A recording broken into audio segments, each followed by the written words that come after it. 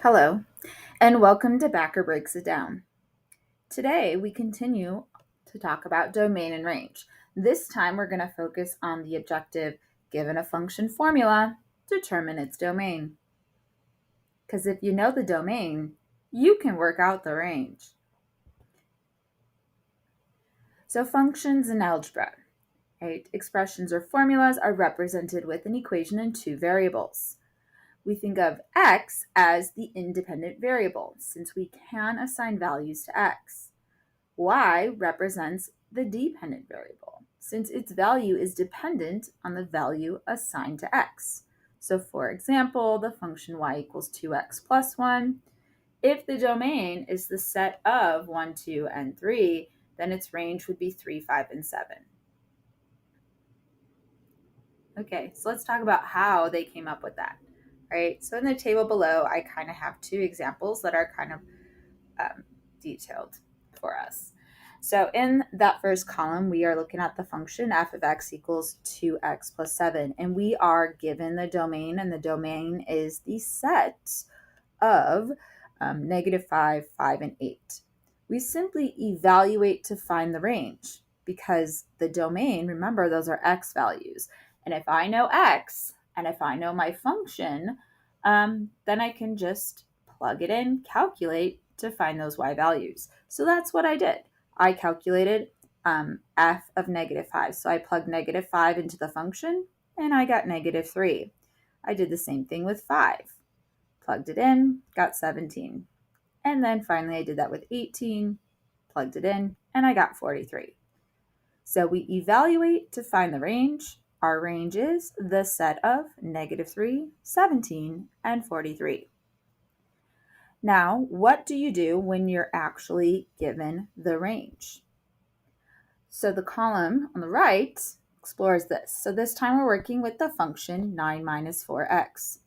We were given the range. The range are y values. So this function has the range that is the set of -11, 13, and 17. We do need to solve to find the domain. So what do I mean by that? I mean take the function and set it equal to each of those range values. So 9 minus 4x equals -11. Solve it. You would get x is 5. Right? Repeat for those other two range values. So you're going to create the equation 9 minus 4x equals 13, and you're going to solve it. You get x is -1. 9 minus 4x equals 17. Solve it. You get x is -2. Therefore, the domain consists of the set -2, -1, and 5. So yes, I did write them in order from smallest to largest because that's just proper. Okay. So let's take a look at the examples that are in your notes. All right. Okay. So remember, x is representing the independent variable. X is our domain values and y is our dependent variable. So that's our range. So number 5 here, it says let f be a function such that f of x equals 2x minus 4 is defined on the domain 2 is less than x is less than or equal to 6. What is the range?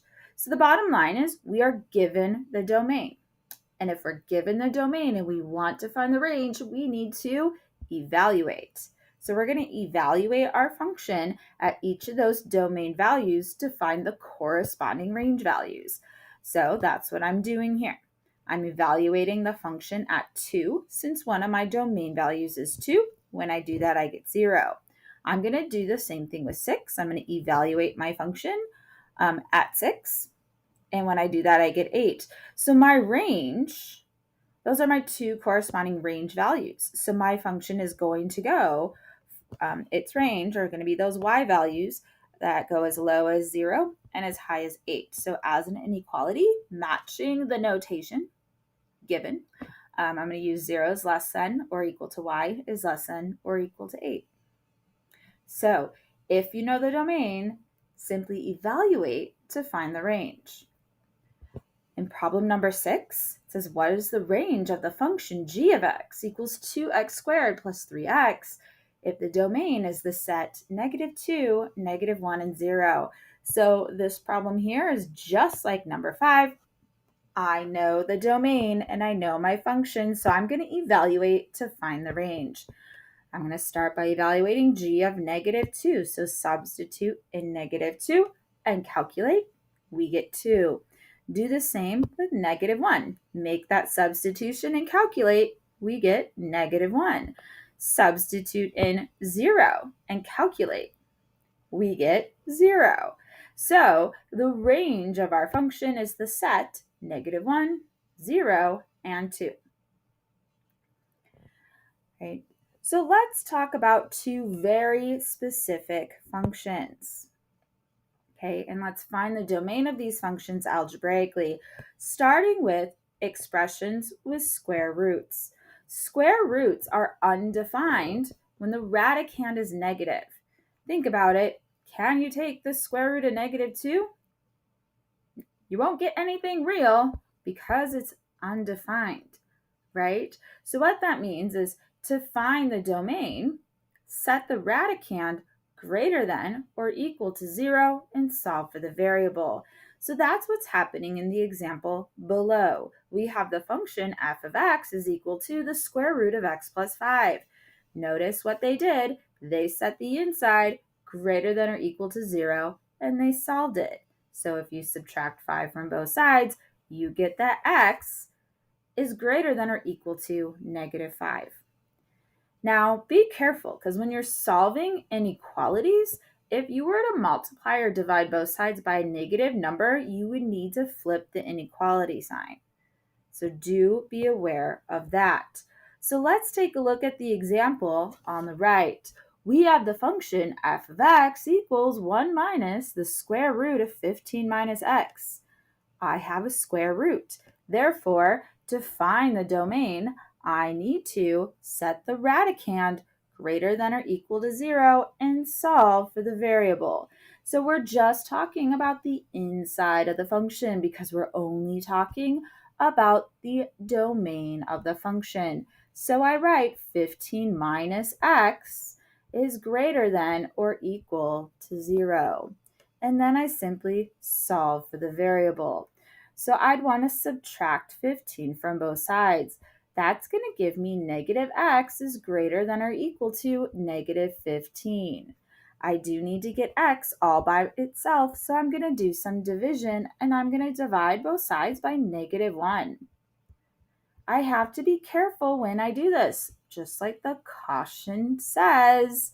When solving inequalities, if you multiply or divide both sides by a negative number, you must flip the inequality sign. So what that means is that this becomes x is less than or equal to 15. And that right there, that's the domain of my function. So I want to look at one more algebraic function that we can find the domain of algebraically, okay? And those would be rational expressions. And rational expressions are those algebraic fractions. And so we know that rational expressions or fractions in general are undefined when the denominator equals 0, okay? To find where this occurs, set the denominator equal to 0 and solve for the variable. So in the example below, we have the function f of x is equal to 1 over 3 minus 2x. What are we going to do? Well, it's a rational function, so we're going to set the denominator equal to 0 and solve. So 3 minus 2x equals 0. Solve it. You get that x is 3 halves. And so you notice what I did here? I have that symbol that says does not equal. Because basically we're saying x can be anything except 3 halves. Because 3 halves makes the denominator equal to 0. So taking a look at the function, g of x on the right, we have a rational function. So the denominator, we know that the denominator can't be equal to 0. So to find where this occurs, set the denominator equal to 0 and solve for the variable. So I'm going to go x squared minus 5x equals 0. Now this is a quadratic function. So you know what that means. We have to factor it. Because the only way I can figure out where that equals 0 is if I factor it out and use the zero product property.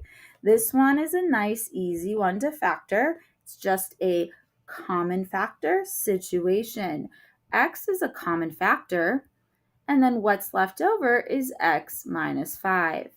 So now it's completely factored.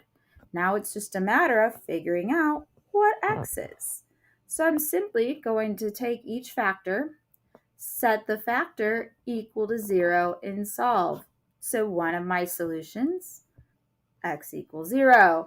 I'm going to do the same thing with the factor in parentheses.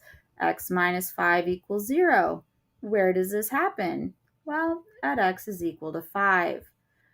So for this rational function, I would say that it has a domain that consists of all those x values, but x cannot equal 0, 5, because both of those make the denominator equal to 0.